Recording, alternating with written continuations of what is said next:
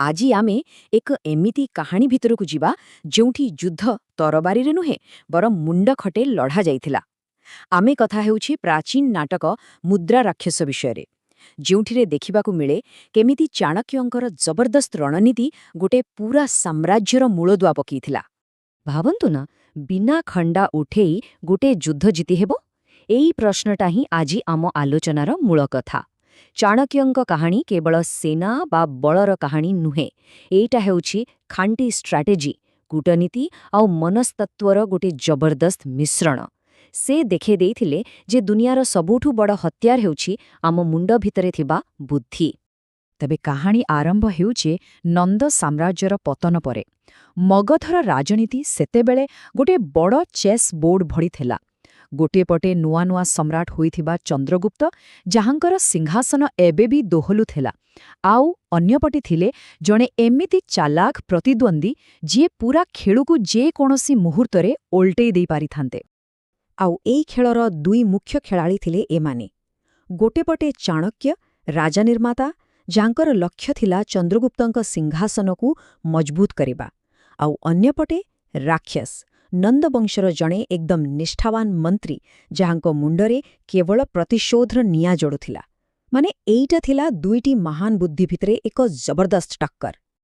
ଆଚ୍ଛା, ତେବେ ଚାଣକ୍ୟଙ୍କ ସବୁଠୁ ବଡ଼ ହତିଆର କ'ଣ ଥିଲା? କୌଣସି ସେନା ନୁହେଁ, ବରଂ ତାଙ୍କର ଗୁପ୍ତଚରମାନଙ୍କର ଏକ ବିଶାଳ ଜାଲ।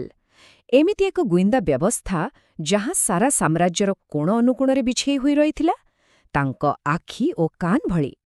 ଆଉ ତାଙ୍କ ଗୁପ୍ତଚରମାନେ ସାଧାରଣ ନଥିଲେ, ସେମାନେ ଥିଲେ ଚାଲୁଥିବା, କଥା କହୁଥିବା ଅସ୍ତ୍ର।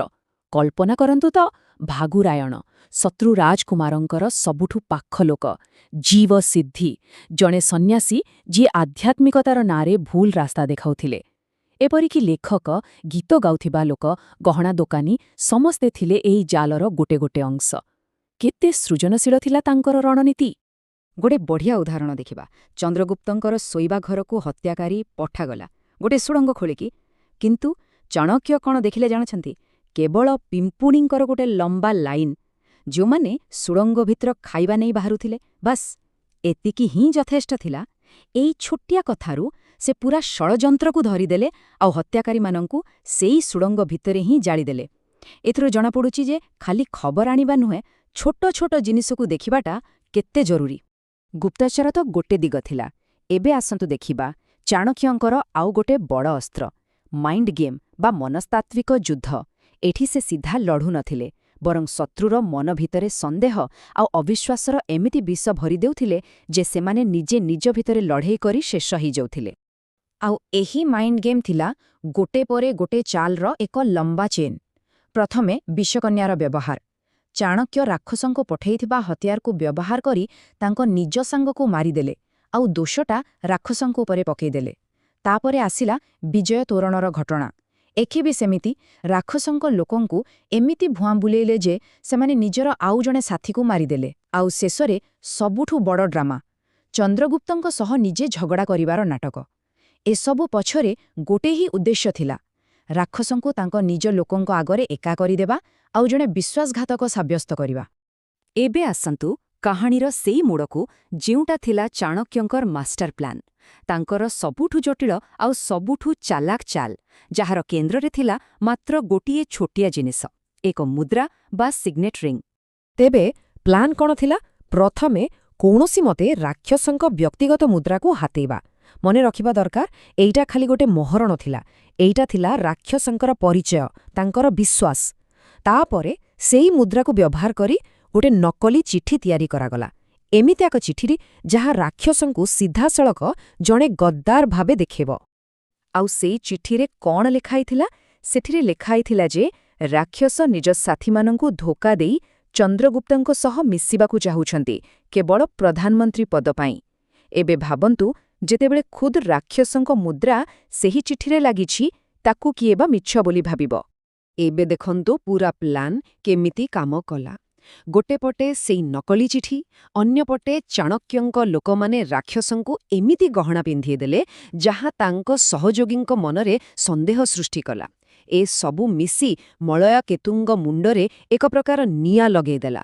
ସେ ଏତେ ରାଗିଗଲେ ଯେ ନିଜର ସବୁଠୁ ଭରସାଯୋଗ୍ୟ 5 ଜଣ ସହଯୋଗୀଙ୍କୁ ମାରିଦେଲେ, ମାନେ ଶତ୍ରୁ ନିଜ ହାତରେ ନିଜ ଗୋଡ଼ କାଟିଦେଲା।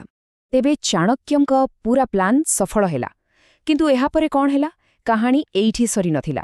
କାରଣ ଏଇଟା ଖାଲି ଗୋଟେ ବିଜୟ ନଥିଲା, ଏହା ଥିଲା ଦୂରଦୃଷ୍ଟି ଥିବା ରାଜନୀତିର ଏକ ଚରମ ନିଦର୍ଶନ। ସବୁ ସାଥୀ ମରିଗଲେ, ନିଜର ସମ୍ମାନ ମାଟିରେ ମିଶିଗଲା। ରାକ୍ଷସ ପୂରାପୂରି ଏକା ହୋଇଗଲେ। ଶେଷରେ ସେ ଆତ୍ମସମର୍ପଣ କଲେ, କିନ୍ତୁ ନିଜ ପାଇଁ ନୁହେଁ, ବରଂ ନିଜର ଜଣେ ବିଶ୍ୱସ୍ତ ବନ୍ଧୁକୁ ବଞ୍ଚେଇବା ପାଇଁ। ଆଉ ଚାଣକ୍ୟ ଠିକ୍ ଏଇ କଥାଟା ଜାଣିଥିଲେ ଯେ ରାକ୍ଷସଙ୍କର ନିଷ୍ଠା ହିଁ ତାଙ୍କର ସବୁଠୁ ବଡ଼ ଶକ୍ତି ଆଉ ସବୁଠୁ ବଡ଼ ଦୁର୍ବଳତା। ଆଉ ଏଇଠି ଦେଖିବାକୁ ମିଳେ ଚାଣକ୍ୟଙ୍କ ଅସଲ ଚାଲ।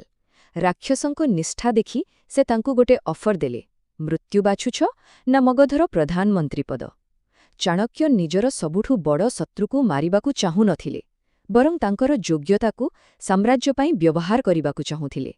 ସେ ରାକ୍ଷସଙ୍କୁ ହରେଇ ନଥିଲେ, ବରଂ ତାଙ୍କ ମନକୁ ଜିତି ନେଇଥିଲେ।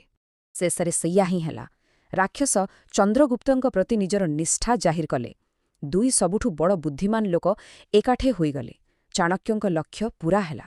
ସେ କେବଳ ଗୋଟେ ସିଂହାସନ ବଞ୍ଚେଇ ନଥିଲେ, ବରଂ ସାମ୍ରାଜ୍ୟକୁ ସବୁଦିନ ପାଇଁ ସୁରକ୍ଷିତ କରିବା ପାଇଁ ଦୁଇଟି ମହାନ ମସ୍ତିଷ୍କକୁ ଏକାଠି କରିଦେଇଥିଲେ।